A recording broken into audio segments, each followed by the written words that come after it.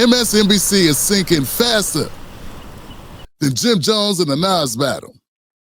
So now they're announcing a spinoff as they cut ties. NBC Universal wants to get rid of MSNBC. Check out the announcement on Morning Schmo. All right, we have breaking news as it pertains to our network. This morning, a new name for the network by the end of the year. We will become MS Now, which stands for My Source for News, Opinion, and the World. And look, Andrew, MS Now. That's going to be lots of fun coming up with different meanings for that. Off the top of the head, I'm thinking, most surely, no one's watching. Yeah, that's right. That's why you got to rebrand it. That makes sense. You got to rebrand it because no one's watching. even have a graphic up. I like it. There it is. Actually, the new logo. It looks very sporty. That's a crap logo. Yeah, there's nothing dope about the logo at all, man. I'm not feeling there's no energy. I don't know. What is that supposed to represent? Have no idea, but okay. MS Now. Some people said it's like PMS Now. We'll get into that later. As we go to Versant, we're going to be moving in this direction. MS Now, which I got to say, I got a call yesterday afternoon and wah, wah, wah, wah. Yeah, man, no one really cares about this. I don't think. I think most people don't care about what you're about to say here, Joe. Sorry. Because we know the stinker and the loser when we see one. Yeah, man, if MSNBC was doing well, there wouldn't be a reason to get rid of you. Putting a guardrail between you and NBC Universal, yeah, that's because the numbers are horrible. And so all the firings, maybe they had something to do with that. MSNBC's primetime viewership tanked in July 2025, averaging just 865,000 total viewers. There were guys playing Roblox who get more viewers than that. You do understand this. There's a reaction channel to Kendrick Lamar diss tracks on TikTok that gets more views than this. That's what I'm saying. You get them going. And they don't employ nearly as many people as these shows we're talking about. So they got no rock stars on MSNBC, Johnson. Not a single rock star. Let's start off with Jonathan Capehart. Yeah, Jonathan Capehart, I've always wondered how this guy kept his job. Never could quite figure it out. Is there something going on behind the scenes? Who's running this place? Why is this mofo still around? You know what I'm saying? What's he doing, player? This scene, this segment was so garbage. I'm like, why didn't somebody should have just came out like Sandman Sims in the Apollo and just yanked this guy off the stage? Just yanked him right mid-sentence. I'm going to try to get through this. Thank you for what you did 3 years ago today. Please tell me your thoughts on this third anniversary. Yes, that's Jonathan Capehart crying over January 6th. Literally trying to sell tears to the American public about January 6th. And it's so bad, this guy's got to try to match that weird energy like, oh my God, I'm supposed to be still crying about people rioting at the Capitol? Say it out.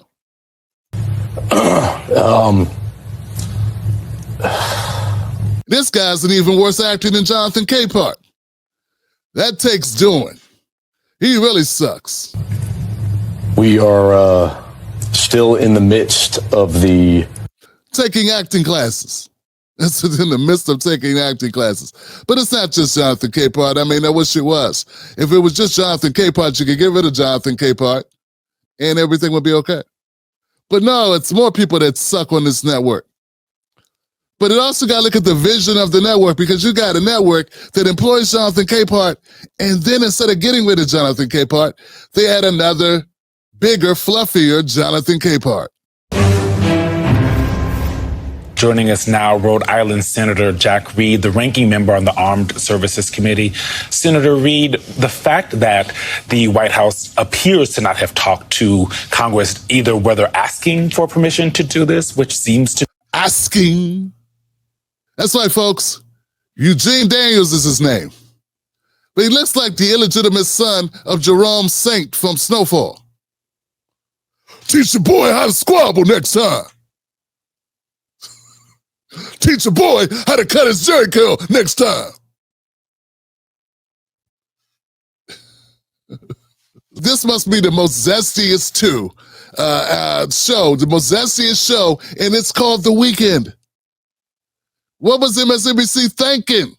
They weren't thinking. They're just like, we want to live up to our peacock, which is LGBTQ. We got to be diverse. Does MSNBC have any masculine black men on their network? No, they don't. Not a single one. I mean, unless you count Reverend Al. It is. You have a lawyer who paid a woman 10 years after the alleged sex act, right before an election, and he was reimbursed by your client. How is that not a prima facie case that the grand jury has? Yeah, that's right. Whenever Al Sharpton was not taking money for Kamala Harris and giving softball interviews and then not divulging it to MSNBC, he was having a full-blown Trump attack. And it's crazy because he used to be friends with Trump. I mean, if you say pictures are 1,000 words, there's like 1,000 pictures of Al Sharpton hanging out with Trump. I always thought they only had Al Sharpton because there was a rule somewhere they had to have one old civil rights leader who's defunct, who put money in his pocket with his network or whatever, and supposedly was the Negro whisperer. You know, like Clyburn. Clyburn could come work at MSNBC. You know what I'm saying? And I always thought it was like something he had on him, or, because, Al, they say that allegedly Al's like a snitch for the feds. So I don't know what he had on MSNBC or something. It's like, there's got to be a reason. Because you can't tell me, man. You cannot tell me, fam, that MSNBC kept Al Sharpton because of ratings.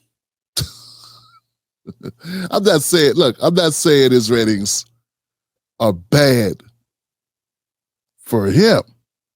I'm saying if you start comparing it to like hit shows, you start looking at compared to it's like, pew.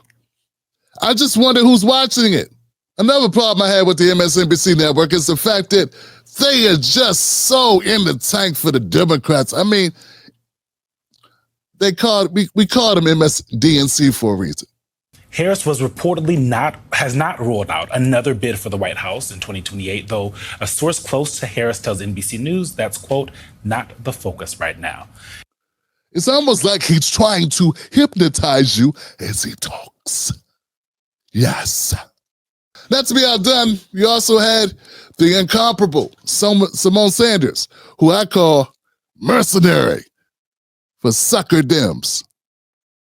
Yeah, she's a mercenary, man. She's a pay for hire. She goes with anybody, Biden, Bernie, Kamala. Just give me anybody, give me any Democrat. I'll work for them. You don't think more police make streets safer?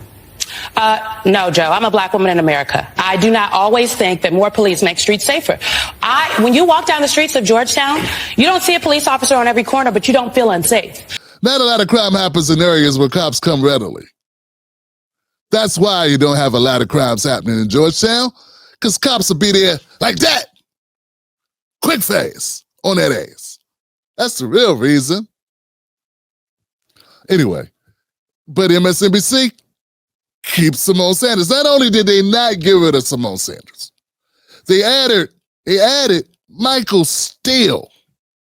And I'm still trying to figure out why. We finished it's a the wrap. first episode. It's a wrap. It's a wrap. I need a drink. I need a drink. It's a wrap. It's a wrap. And we gonna eat. We gonna drink. We gonna party. We gonna eat. And I get it. They wanted to lighten things up. They really wanted to lighten things up. They just give up chasing the ghost of trying to make this show work. I mean, lighten things up all the way out the door with this. I was never impressed with it. Never. Yeah, Michael Steele, he's a former RNC chair. That's why he got a job with him. They wanted to show they're bipartisan. Now he's the Democrat. And there it is. And we're going to be back tomorrow. Meanwhile, in the And it just proved that MSNBC's lack of picking winners goes beyond the brothers and the sisters. There's always Rachel Mad Cow. Remember this little ditty about the Trump tax returns? I mean, Rachel Maddow was a conspiracy theorist queen. She played up this thing about Trump's tax returns for a good 6 months, it felt like. Oh, I'm going to get the tax returns. Oh, they're going to prove Trump is horrible. He owes this money. He's not paying it. And it's going to show he didn't make that much money. He's not a billionaire. He has no money. He's broke. I'm going to prove it with these tax returns. We've got some significant breaking news tonight. Donald Trump's tax returns have surfaced. At least a portion of Donald Trump's past tax returns. This is the first time we believe any federal tax returns for Donald Trump have been obtained by anyone, certainly by any news organization, since he became a presidential candidate, let alone president. Tonight, we have this exclusive first look at their reporting at what they have obtained. In just a second, we are going to show you exactly what it is that we've got. Whether or not you are a supporter of Donald Trump in general, whether or not you care what's in his tax returns. Rachel built up all this anticipation about these tax returns. She promised us all she's coming with this humongous bombshell that's going to leave Trump flattened like Iraq. And what happens? Man, she strung us out like a kid on Christmas morning opening up a gift and finding underwear instead of a Nintendo Switch. There will continue to be unrelenting pressure. She just kept talking and talking and talking. No one went up on the set and just grabbed her by her little afro, by a buzz cut. Get your ass out of here, biker chick. We got it. You got to go. I mean, that would have been great ratings. In fact, it would have did a lot better. To find Donald Trump's tax returns, to expose Donald Trump's tax returns. And I am sure it is only the start, but it's a start. And our little piece of it, we just got it. We'll go through it next. Next. We're going to get to it next. Another cliffhanger. At this point, if you were watching that segment and you had other things to do, you were probably as pissed off as Sha'Carri Richardson at an airport. All of that for what? Let me give you the basics. Aside from the numbers being large, these pages are straightforward. He paid $38 million, looks like $38 million in taxes. He took a big write-down of $103 million. More on that later. If you add up the lines for income, he made more than $150 million in that year. Mazel tov. That's right, fam. Rachel Maddow spent months building up to these Trump tax returns. It's going to change everything. Just to find out, not only did he not make almost, $150 million, that he paid $33 million in taxes. Now, these were old-ass tax returns. The tax returns were like 12 years old. So you got old tax returns. It proved nothing that you wanted to prove. In fact, it proved Trump makes a lot of money and Trump pays a lot of taxes. That's what it proved. Well, what is interesting is that Donald himself tweeted that releasing the taxes was fake news, and his son Donald Jr. tweeted this: "Thank you, Rachel Maddow, for proving to your Trump-hating followers how successful at real Donald Trump is, and that he paid $40 million in taxes, #taxes." So did this actually end up making him look good? Yes, it did. Yes, it did, because the whole concept was that he doesn't pay his taxes and that he doesn't make money. And you proved the opposite. You proved that he did make money and he did pay taxes. So look, man, there's a lot of reasons why a network goes under. Numbers have a lot to do with it. How much money you lose has to do with it. And that's MSNBC. And that's why there will be no MSNBC pretty soon. It will be MSNBC now. But just like now, I don't expect a lot of people to be watching MS anything having to do with these people. If you like this content and you feel like it hits home for you, subscribe for more of this content. Get it at your doorstep by becoming a member of the Tim Black VIP list. Get all my long-form content behind the scenes, all of it, by going to jointimblack.com or Tim's Take Live on Patreon. Don't cry river about MSNBC going away. The market has spoken.